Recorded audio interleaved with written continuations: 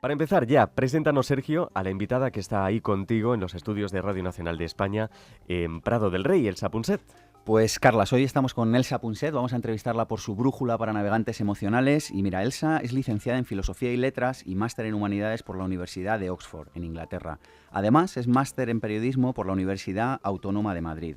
Dirige el Laboratorio de Aprendizaje Social y Emocional de la Universidad Camilo José Cela y además de dar charlas y conferencias sobre inteligencia emocional, es colaboradora de varios medios de comunicación, uno de ellos aquí en la casa, en Radio Nacional, y además acaba de fichar por El Hormiguero, en 4, con Pablo Motos. Sí, lo leíamos esta semana.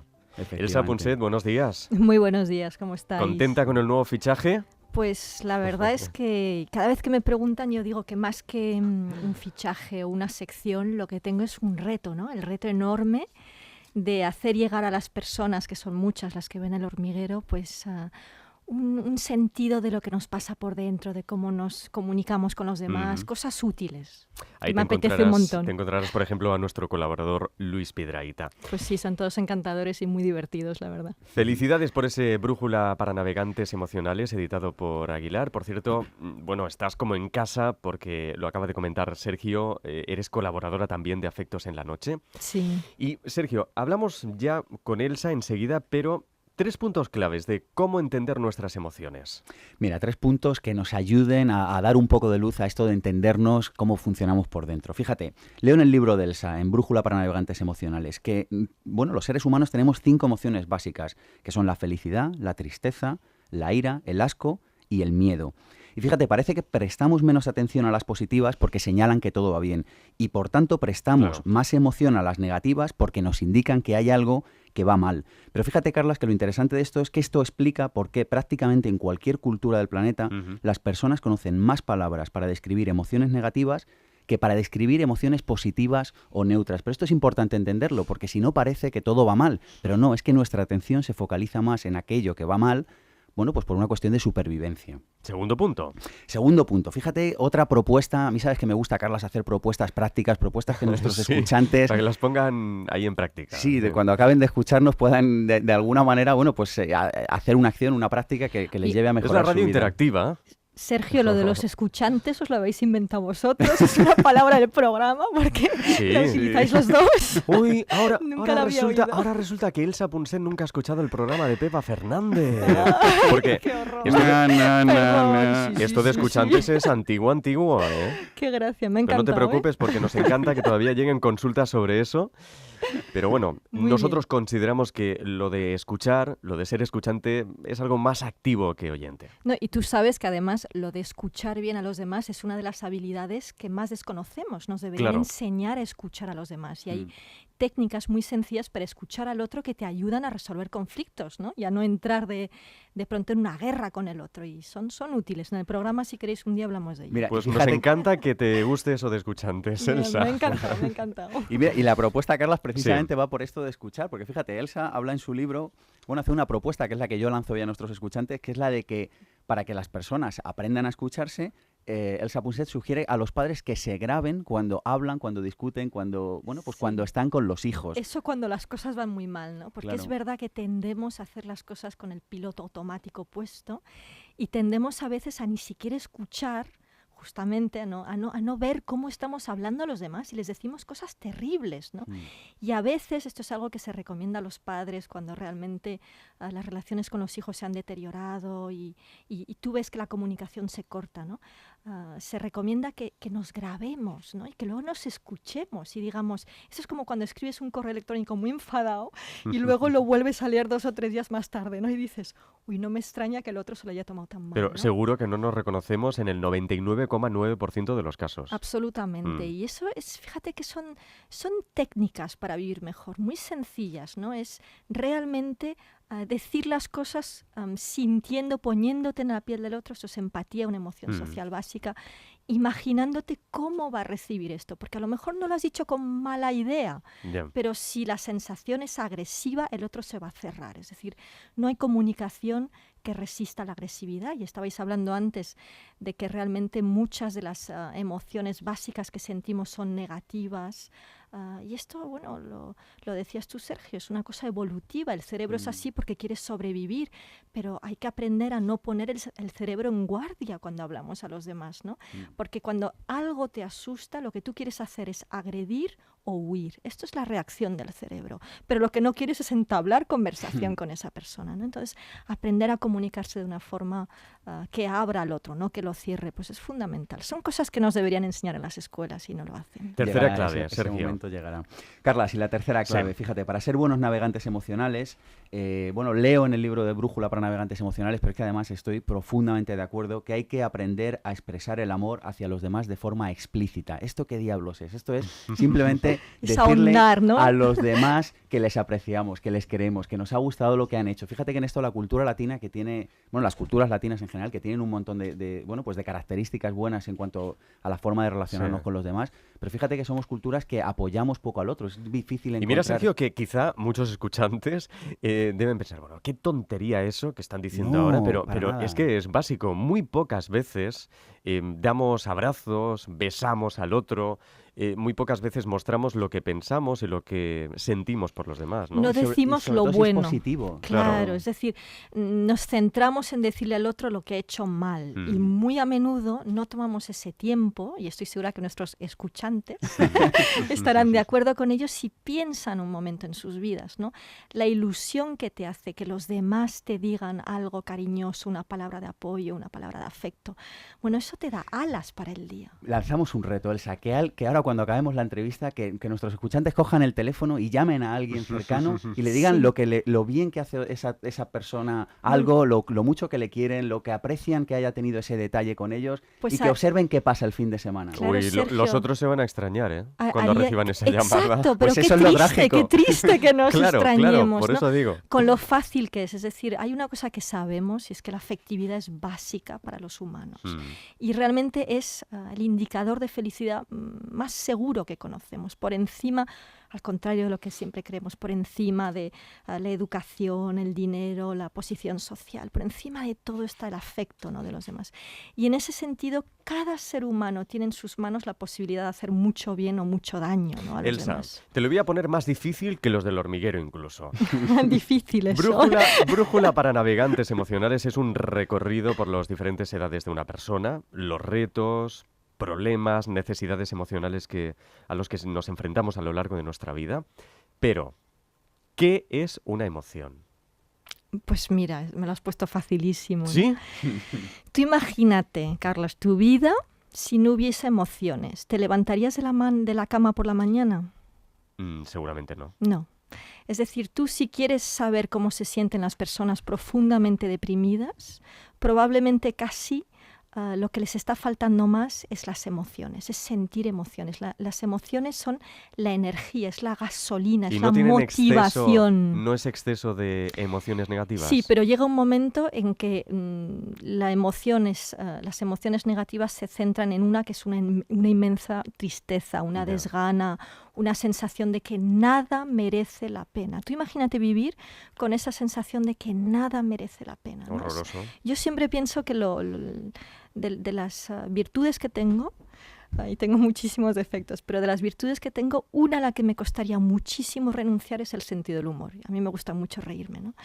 Y yo creo que para tener sentido del humor tienes que estar muy abierto a la vida, tienes que sentir curiosidad por la vida, ¿no? Y realmente eso es la emoción. La emoción es tener ganas de descubrir, es vivimos un poco con esta... en esta balanza entre el amor y el miedo, ¿no? Que yo creo que es una forma muy clara de ver la vida. Y el miedo puede llegar a llevarte a un lugar encerrado, aprisionado, del que no te atreves a salir. El mundo exterior te parece pues muy agresivo, que no hay nada para ti ahí, ¿no? Que no hay cariño, no hay nada, ¿no? Y en cambio, si vives desde el lado del amor, vives desde el lado de la curiosidad, eres más vulnerable, por supuesto, por eso a veces nos cuesta mucho entrar ahí. Entonces, la emoción es eso, es la motivación para vivir. Es así de sencillo.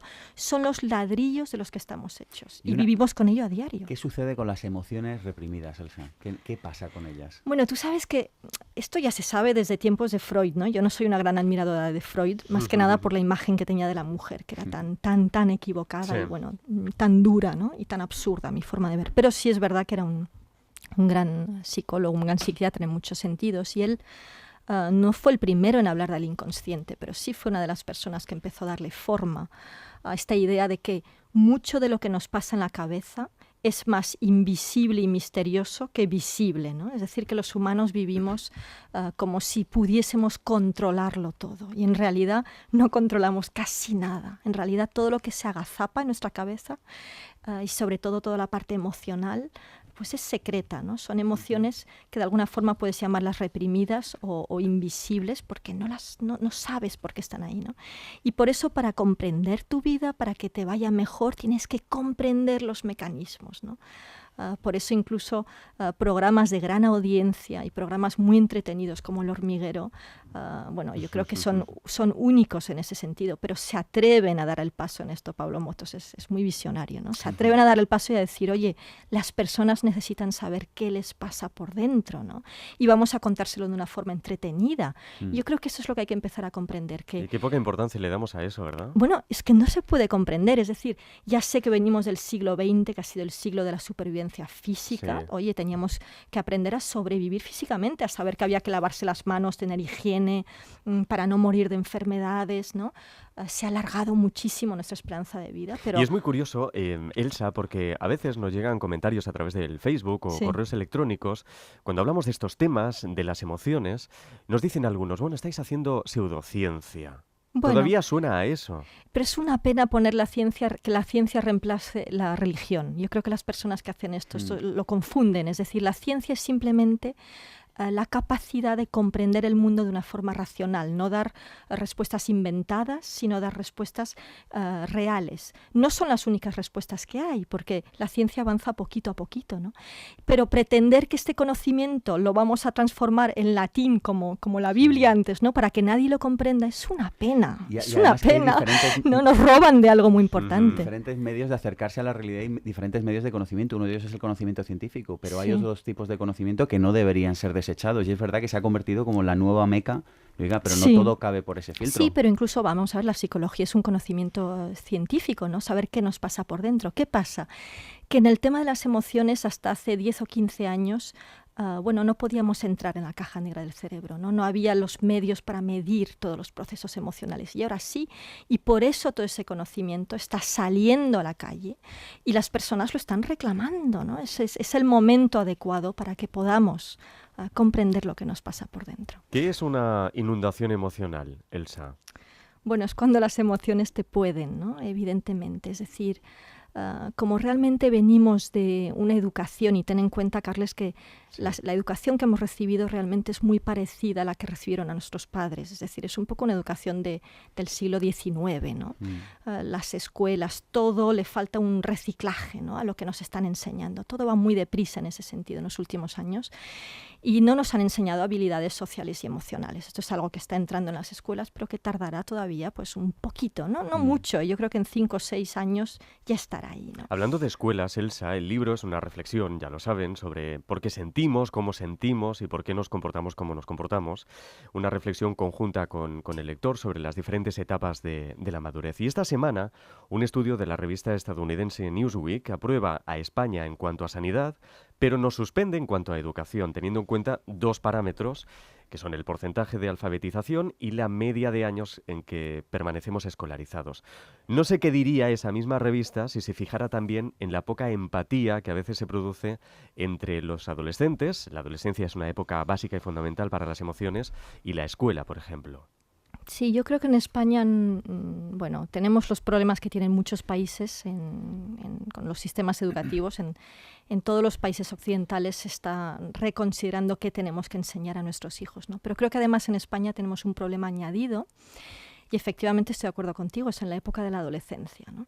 Que es una época donde yo creo que realmente estás frente al mundo, intentando encontrar tu lugar en el mundo, y no puedes dar la espalda a qué tiene sentido para ti, qué puedes hacer tú por los demás, ¿no? Y en ese sentido yo creo mucho en los sistemas donde los adolescentes se independizan deprisa, y además donde pueden hacer trabajos sociales, pueden ayudar a los demás, pueden descubrir quiénes son, ¿no? Y en España hacemos todo lo contrario. Están como marginados en grupos. Es tremendo, están encerrados entre sí mismos viviendo una vida falsa, que es una vida de puro ocio, es decir, bueno, es una sociedad en ese sentido que es muy permisiva en cuanto a beber, a fumar, a salir, a divertirse, y parece que no hay nada más que hacer cuando eres adolescente, ¿no? Yo creo que esto tendría que ser una parte de la vida del adolescente, pero todo lo demás, permitir al adolescente descubrir quién es, contestar todas las grandes preguntas que todos llevamos dentro, ¿no? ¿Qué te mueve? ¿Qué das a los demás? ¿Para qué sirves? ¿No?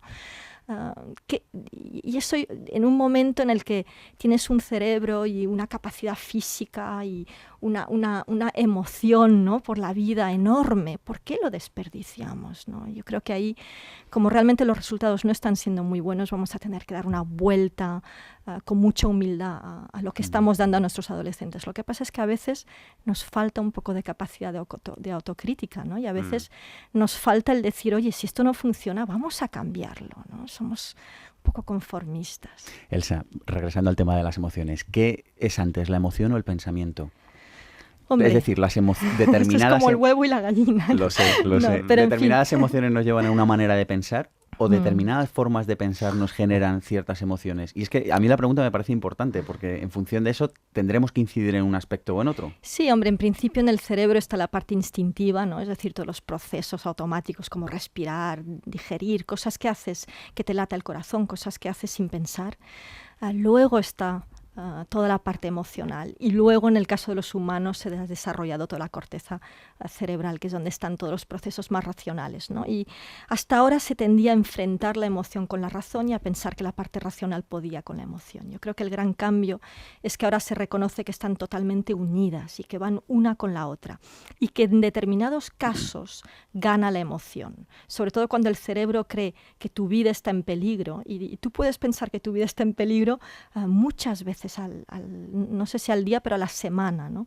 En esos casos la emoción manda. Es decir, que si tú no tienes unas emociones saneadas, básicamente va a ser muy difícil que tu comportamiento sea sensato, por muy racional que seas, ¿no? ¿Por qué tenemos tanto miedo a comunicarnos emocionalmente, Elsa? Porque nos hace vulnerables. Tú piénsalo, es decir, ¿por qué tienes miedo de decir a la gente que te importan o que necesitas esto? Vas a parecer un pringao, o a lo mejor te van a rechazar. Pero ser vulnerable es muy bueno. Claro, es muy bueno, pero no tiene mucha gracia de vez en cuando. Es decir, no vivimos en un mundo de cuento de hadas, ¿no? Y realmente parece que lo más seguro, y ahí a veces ni siquiera son decisiones conscientes que tomas, son decisiones que toma tu cerebro por ti. Te dice, oye, ten cuidado, no te abras tanto al resto del mundo. Hay que ser muy fuerte para vivir abierto al resto del mundo, ¿no? Personas que todos admiramos, como por ejemplo Gandhi, ¿no? Los grandes pacifistas que hemos visto, la gente más entregada a los demás. Bueno, han sido personas que de alguna forma han sido muy fuertes para hacer esto, ¿no? Lo más fácil es encerrarte en una pequeña estructura muy controlada de afectos, de amistades, este es mi trabajo, este es mi lugar y que nadie me toque esto, ¿no? Y vas construyendo muros y yo creo que te vas ahogando detrás de estos muros, pero ahí están, es decir... Y en este sentido, fíjate, Elsa, encuentro una frase en tu libro que me ha gustado, ¿no? Yo siempre he creído que hay conversaciones que ya han sido pronunciadas una y otra vez, ¿no? O sea que, hola, ¿qué tal? Bien. ¿Y tú? Bien. ¿Qué clima hace hoy? Muy bueno, sí, ¿qué tal? No es como que nos relacionamos con los demás desde la conversación que ya ha sido pronunciada, que ya la han pronunciado hace 5 años. Desde el conformismo. Hace 10 años, no aportamos nada nuevo. Claro. Y leo en tu libro, hay que aprender a relacionarse no desde las conversaciones aprendidas desde la cuna, sino desde las emociones verdaderas. Y yo te digo, oye, ¿cómo podemos saber, alguien que nos esté escuchando ahora mismo, cómo sabe si se está relacionando desde sus emociones verdaderas o desde el bla, bla, bla preinstitucionalizado desde la cuna? Lo sientes. Tú no lo sientes cuando alguien te mira a los ojos y realmente te llega adentro. Es decir, es que lo sientes, ¿no? Yo creo que esto no es tan difícil. Creo que realmente es una cuestión de volver a estar en contacto con lo que te hace sentir bien. Y todos sabemos lo que nos hace sentir bien, ¿no? Y tener el coraje de dejar atrás las cosas que no nos hacen sentir bien. Claro, pero ¿y qué ventaja le aporta esto a alguien? Y dirá, pero vamos a ver, yo me voy a mostrar vulnerable, voy a hablar desde mi emoción verdadera y mi jefe me va a dar sopapos. No, hay que ser sensato, ¿no? Es decir... Fíjate que yo el otro día mi hija pequeña me preguntaba cómo miran los perros. Me decía, oye mamá, ¿los perros es verdad que ven todo en blanco y negro? Ujú. Y yo le decía, lo miré en internet, por supuesto, ¿no? Porque yo sabía que no veían como nosotros, pero no sabía exactamente qué. Bueno, pues los perros ven un espectro de colores un poco más limitado que los humanos, ¿no? Y yo creo que luego esto lo aplicas a la vida humana y dices, ¿por qué la vida diaria tan a menudo parece decepcionante y gris? Bueno, pues porque estamos hasta cierto punto igual que los perros, encerrados en un número de sentidos muy limitados y no vemos todo lo que hay, no oímos todo lo que hay, no comprendemos todo lo que hay. Es decir, que hay esta frustración que arrastramos de ser seres con una gran capacidad, pues, de amar, de crear, de imaginar, de soñar, y sin embargo el mundo parece que es siempre muy limitado, ¿no?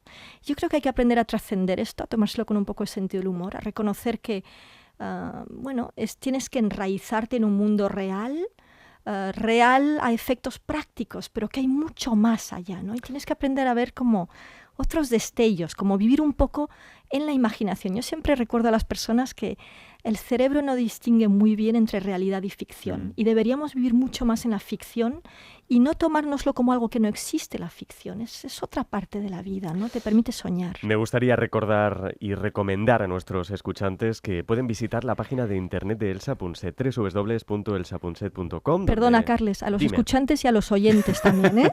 No vaya a ser que no se sientan aludidos. Muy bien. Ahí tienen toda la información de todo lo que hemos comentado hoy y, por supuesto, háganse con un ejemplar de Brújula para Navegantes Emocionales editado por Aguilar.